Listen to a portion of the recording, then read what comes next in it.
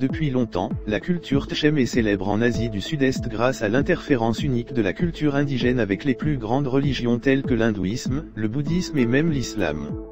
La statue du Bodhisattva Tara ou Lakshmandra Lokesvara est typique de l'influence bouddhiste.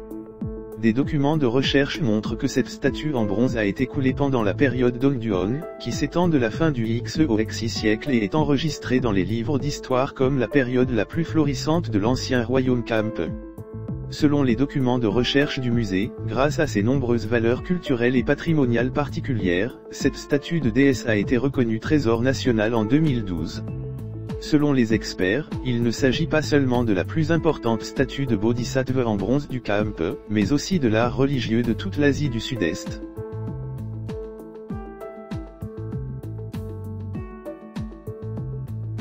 Actuellement, la statue originale est conservée au musée de la sculpture Tchem de Danen et présente une couleur turquoise caractéristique provenant d'un matériau en cuivre oxydé. La version exposée est une réplique à l'échelle 1/1, placée au centre du musée.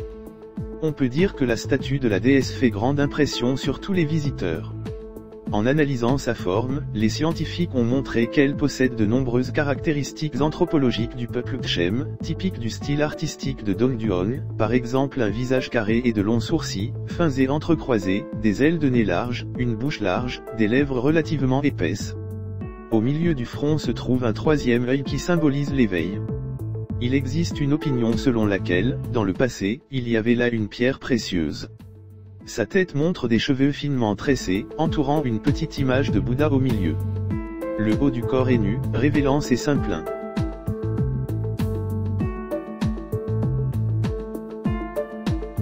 Le point remarquable de la statue est l'absence de deux artefacts sportatifs, armes magiques. Les livres d'histoire rapportent également que c'est en 1978 que les habitants du village de Dongduong dans la commune de Bindin, aujourd'hui Bindin Bak, province de Gangnam, ont exhumé cette statue. Les deux armes magiques qu'elle tenait dans ses mains ont alors été accidentellement brisées.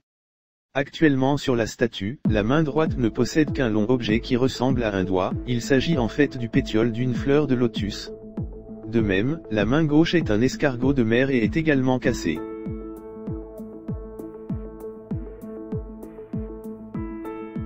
Expliquant ces deux outils, les scientifiques analysent, le lotus symbolise la pureté, la sagesse, l'amour et la fertilité.